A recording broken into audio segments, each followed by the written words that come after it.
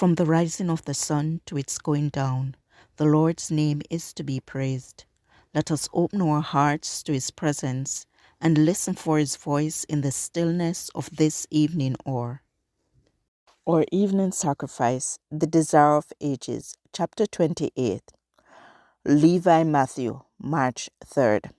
Yes, 'tis sweet to trust in Jesus, just from sin and self to cease, just from Jesus simply taking life and rest and joy and peace. Jesus, Jesus, how I trust him, how I've proved him more and more. Jesus, Jesus, precious Jesus, oh, for grace to trust him more. This chapter is based on Matthew 9, verse 9 to 17, Mark 2, verse 14 to 22, and Luke 5, verse 27 to 39. Moreover, when ye fast, be not as the hypocrites of a sad countenance, for they disfigure their faces, that they may appear unto men to fast. Verily I say unto you, they have their reward. But thou, when thou fastest, anoint thine head and wash thy face, that thou appear not unto men to fast, but unto thy Father which is in secret. And thy Father which seeth in secret shall reward thee openly. Matthew 6, verse 16 to 18. The Pharisees sought to exalt themselves by their rigorous observance of forms, while their hearts were filled with envy and strife. Behold, says the Scripture, ye fast for strife and debate, and to smite with the fist of wickedness. Ye shall not fast as ye do this day, to make your voice to be heard on high. Is it such a fast that I have chosen, a day for a man to afflict his soul? Is it to bow down his head as a bulrush, and to spread sackcloth and ashes under him? Wilt thou call this a fast and an acceptable day to the Lord? Isaiah 58, verses 4 and 5. The true fast is no mere formal service. The Scripture describes the fast that God has chosen to loose the bands of wickedness, to undo the heavy burdens, and to let the oppressed go free, and that ye break every yoke, to draw out thy soul to the hungry and satisfy the afflicted soul. Isaiah 58, verse 6 and 10. Here is set forth the very spirit and character of the work of Christ.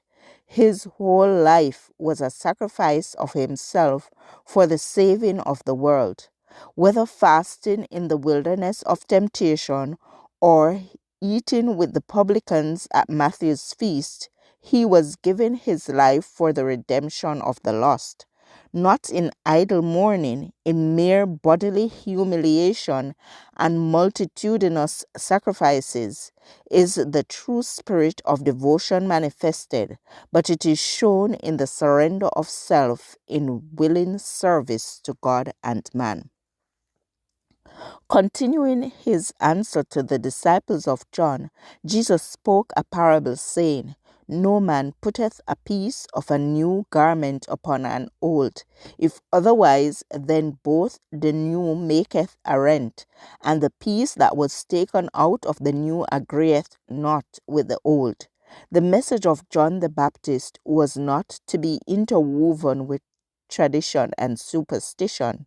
An attempt to blend the pretense of the Pharisees with the devotion of John would only make more evident the breach between them. Nor could the principles of Christ's teaching be unified with the forms of Phariseeism. Christ was not to close up the breach that had been made by the teachings of John. He would make more distinct the separation between the old and the new. Jesus further illustrated this fact, saying, No man putteth new wine into old bottles, else the new wine will burst the bottles and be spilt, and the bottles shall perish.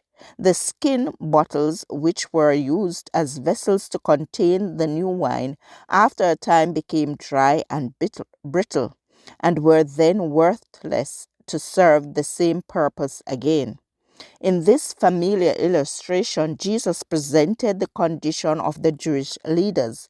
Priests and scribes and rulers were fixed in a rut of ceremonies and traditions. Their hearts had become contracted like the dried up wineskins to which he had compared them.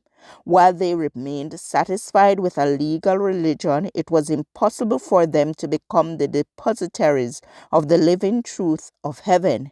They thought their own righteousness all sufficient and did not desire that a new element should be brought into their religion. The good will of God to men they did not accept as something apart from themselves. They connected it with their own merit because of their good works. The faith that works by love and purifies the soul could find no place for union with the religion of the Pharisees, made up of ceremonies and the injunctions of men.